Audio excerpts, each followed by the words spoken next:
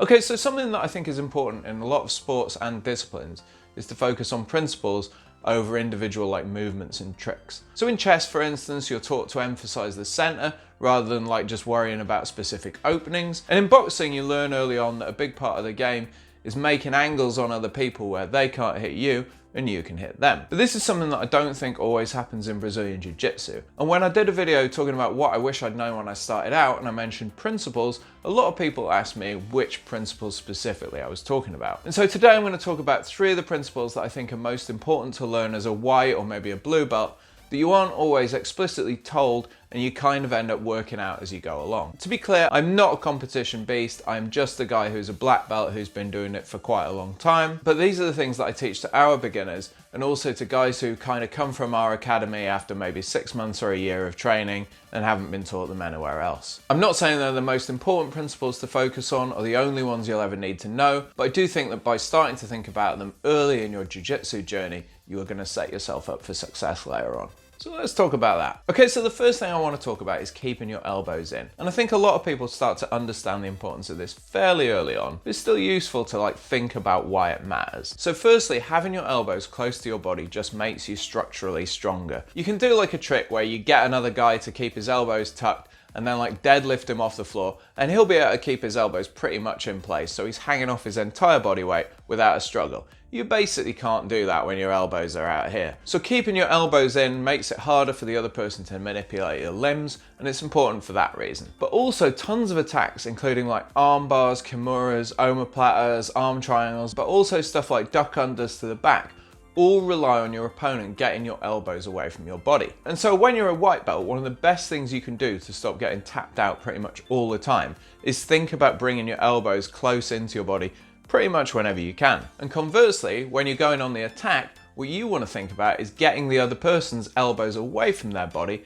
and keeping them there. And when you're a white belt, this is pretty easy. People will tend to reach for you, and all you have to do is put some kind of wedge, whether that's a knee or an underhook, in between their arm and their body so they can't get it back. But then as you go through the belts, you're going to need to find ways to get people to extend their arms away from them. Whether that's convincing them to frame on you because you're putting weight on them, or moving their arm away from their body in some other way that's reinforced by a wedge. Ryan Hall has an entire DVD set called The Open Elbow that goes into this stuff in a ton of detail, but generally speaking, think about keeping your own elbows in and getting your opponent's elbows away from their body. And that kind of leads on to the next principle, which is about getting inside position. So the concept of inside position has kind of been popularized recently by John Danaher, who talks about it in terms of where your limbs are. So in inside position, your limbs are inside the other person's. In outside position, obviously it's the other way around. And they both have pluses or minuses, but certainly when you're new to the art or you're fighting someone much heavier than you, inside position is quite often a safer place to be. So for instance, if someone big is on top of you,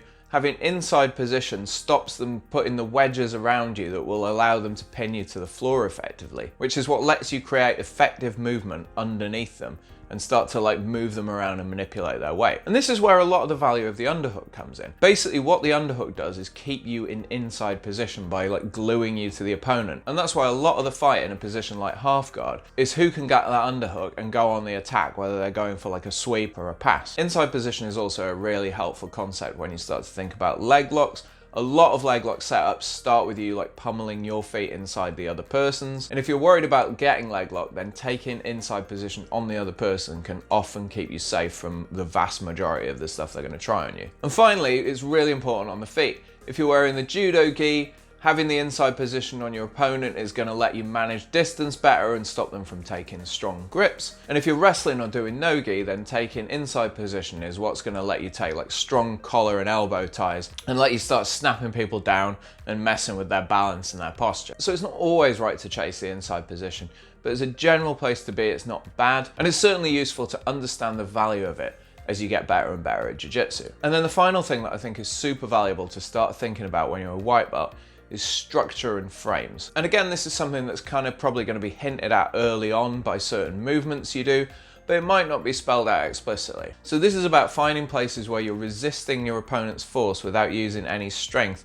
usually because you're using the strength of your own skeleton. So a super simple and easy to understand example of this is when you're locking up a Kimura from side control. Hopefully you've been taught to keep your elbow on the floor when you take your Kimura grip, and that way when your opponent tries to suck their hand back to their side, they're trying to push straight through your forearm bones into their own hip bone, which is like a structure that unless they're freakishly strong, they're not going to be able to break through. If you keep your elbow off the floor just a tiny bit, they're going to suck their arm back in and you're not going to Kimura them. The other place that people think about structure a lot is in terms of frames. And the most basic way to think about it is in movements that keep your skeleton like aligned against the force of your opponent, as opposed to using muscular strength to push them away. Side note, sometimes this is going to mean extending an elbow, and part of jiu-jitsu is about learning places when it's safe to do that. But ultimately, it's not just about frames. Good structure is about finding ways to connect yourself to the ground in these strong positions so that your opponent's line of force is going through your skeleton and pushing against an object that is ultimately immovable. And that's where jiu-jitsu starts to feel really effortless. And yeah, none of these things are things that you're going to completely wrap your head around at white belt or even blue belt, but they're definitely things to start thinking about because they're things that you're going to tweak and understand better through your whole experience of jiu-jitsu. So those are the three most important principles I think you have to take on board. I hope this is useful, and if you want to think about how to learn more holistically, then I recommend this video next. Thanks for watching.